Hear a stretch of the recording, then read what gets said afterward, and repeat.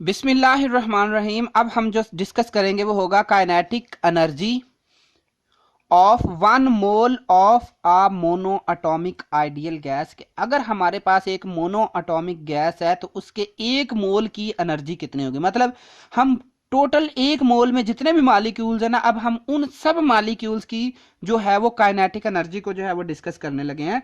तो kinetic equation of the gas जो है वो इस चीज के लिए हमें जो है वो हमारी हेल्पफुल होगी।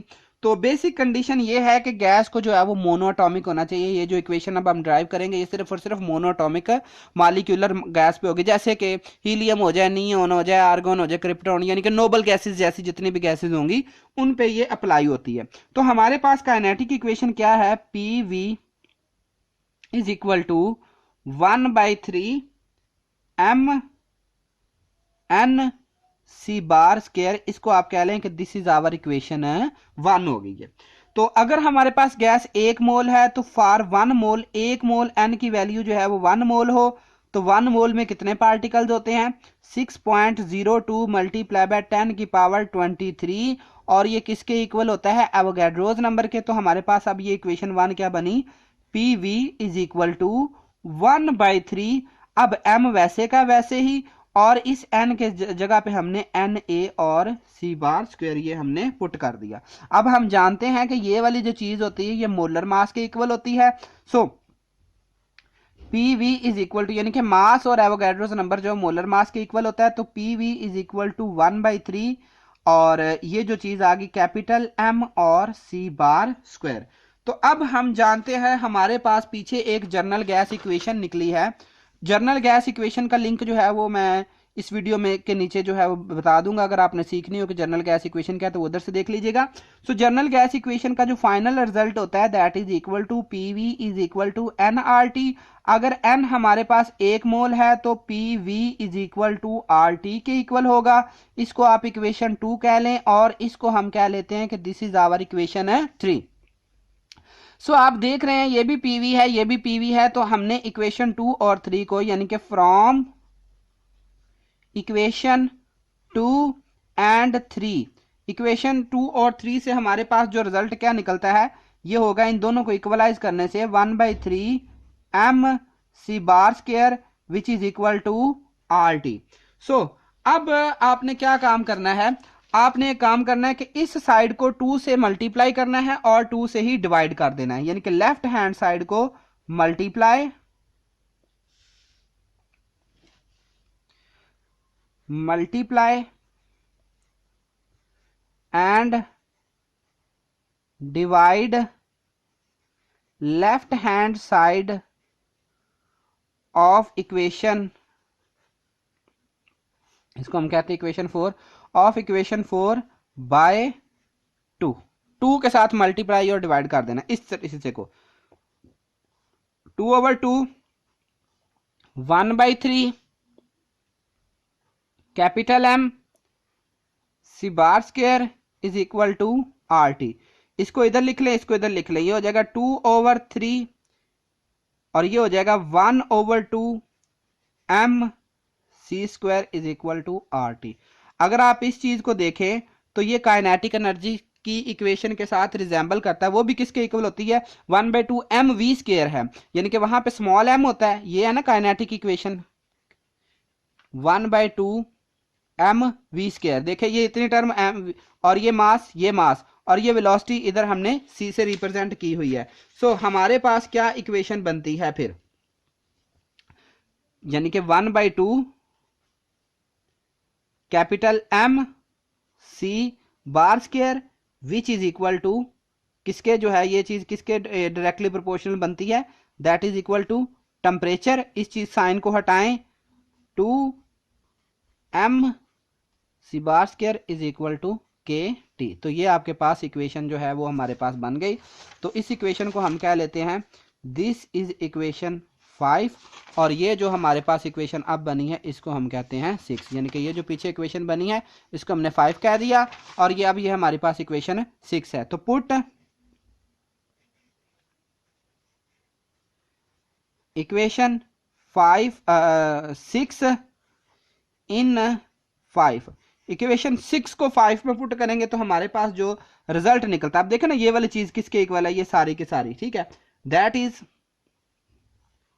ये वाली, ये है काइनेटिक एनर्जी। तो काइनेटिक एनर्जी को हम रिप्रेजेंट कर लेते हैं ई के से, ठीक है। तो यानी कि ये वाली जो टर्म है ये किसके इक्वल आ गई, ई के। तो इसकी जगह पर आपने ई के पुट करना है, यहां पर आपने ई के पुट करना है, तो आपके पास क्या इक्वेशन बन रही है, 2/3 E K kinetic energy that is equal to R T. इस साइन सारी रकमें उधर ले जाओ, बाकी ई के इधर रहने दो। ई K is equal to 3RT/2। तो ये अब हमारे पास फाइनल रिजल्ट, हम इसको इक्वेशन 7 के नाम से जानते कह लेते हैं।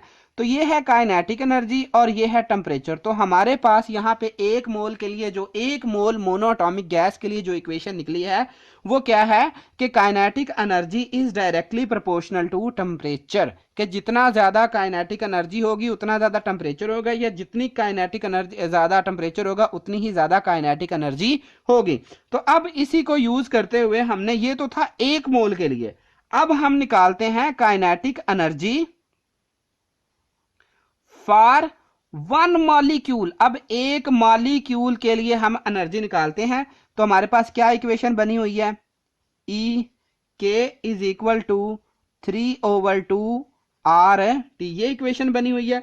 तो 1 मोल के लिए काइनेटिक इक्वेशन जो है वो हमने निकालनी है। तो एक मॉलिक्यूल के लिए, ये एक मोल के लिए थी ना, तो एक मॉलिक्यूल के लिए जो इक्वेशन है वो हम ई के से जो है वो उसको रिप्रेजेंट कर लेते हैं, उस काइनेटिक एनर्जी को जो एक मॉलिक्यूल को रिप्रेजेंट कर दिया उसको हमने इस तरह से ई के से रिप्रेजेंट कर दिया, और ये हो जाएगी ई के ओवर एन ए, इसको एप्सिलॉन भी पढ़ सकते हैं, ठीक है। अब एन ए से हमने क्यों मल्टीप्लाई डिवाइड किया, असल में हमारे पास ये जो इक्वेशन निकली थी ये एक मोल के लिए है। तो एक मोल में कितने पार्टिकल होते हैं, 6.02 मल्टीप्लाई बाय 10⁻23। तो इस इक्वेशन को अगर हम टोटल पार्टिकल से जो है वो डिवाइड कर देते हैं तो हमारे पास एक मॉलिक्यूल के लिए इक्वेशन आ जाएगी। सो ई के किसके इक्वल है, ई के हमारा किसके इक्वल है, that is equal to 3/2 RT/NA, ये इसके इक्वल है। 2 नीचे भी लिख सकते हैं आप, 3RT ओवर इसको 2 इस तरीके कर लें और ये NA हो जाएगा, ठीक है।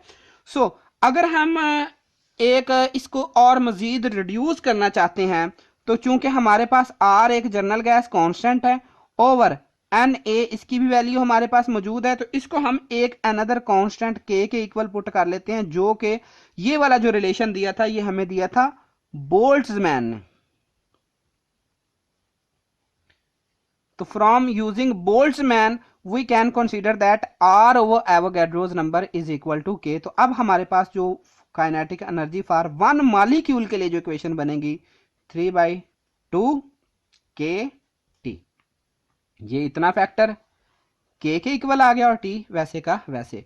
तो ये जो हमारे पास इक्वेशन बनती है, this equation is noun for kinetic energy for 1 molecule of the gas. अब जो हमारे पास R/NA है, अगर हम इनको कैलकुलेट करते हैं ना, R जो है वो 8.314 और NA जो है वो होता है, वो हमारे पास होता है 6.02 मल्टीप्लाई बाय 10⁻23 पार्टिकल। तो जब आप इसको डिवाइड करते हैं कैलकुलेटर पे इसकी वैल्यू पुट करके, तो आएगा जवाब 1.38 मल्टीप्लाई बाय 10⁻⁻23 जूल पर केल्विन और पर मॉलिक्यूल। तो एक मॉलिक्यूल के लिए ये R/NA इसके इक्वल होगा। जज़ाकल्लाह। अगर आपको ये लेक्चर अच्छा लगा हो तो प्लीज सब्सक्राइब माय चैनल।